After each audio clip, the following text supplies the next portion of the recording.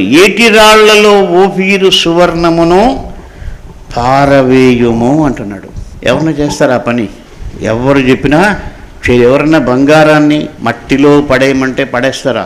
ఓఫీరు అంటే అది ఓఫీరు బంగారం అంటే చాలా ప్రశస్తమైనటువంటి బంగారం. ఓఫీరు సువర్ణం మనకు అర్థం కావాలంటే సింపుల్గా 22 క్యారెక్టర్స్ 24 క్యారెక్టర్స్ అనుకుంటే, బంగారం 22 క్యారెక్టర్స్ అయితే ఓఫీరు సువర్ణం అన్నటువంటిది 24 క్యారెక్టర్స్. అంటే ఇంకా ప్రశస్తమైంది, ఇంకా విలువైంది. నేను చాలా ఆశ్చర్యపోయాను.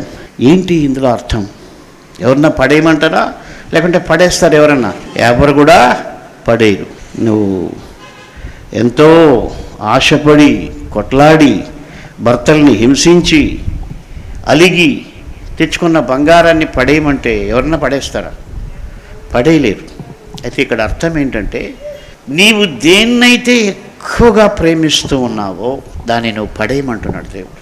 దాన్ని నువ్వు పడేసే అంటున్నాడు. నువ్వు దేన్నైతే ఎక్కువ ప్రేమిస్తున్నావు, అది బంగారా, లోకమా, వ్యర్థమైన వీడియోలా, ధనమా, ఇంకేదైనా సరే, నువ్వు దేన్నైనా ఎక్కువ ప్రేమిస్తూ ఉంటే దాన్ని నువ్వు మంటిలో పారేయమంటున్నాడు. మంటిలో పారేయమంటే ఏంటి అంటే, విలువ లేనటువంటి మట్టి అనేది విలువ లేదు. ఎవరైనా వీధిలో నడిచే దుమ్ముని ఇంట్లో ఎత్తి పెట్టుకుంటారా? ఒంట్లో ఉన్న దుమ్ముని బయటపడేస్తారు, కానీ వీధిలో ఉన్న మట్టిని ఎవడో ఆశించడు.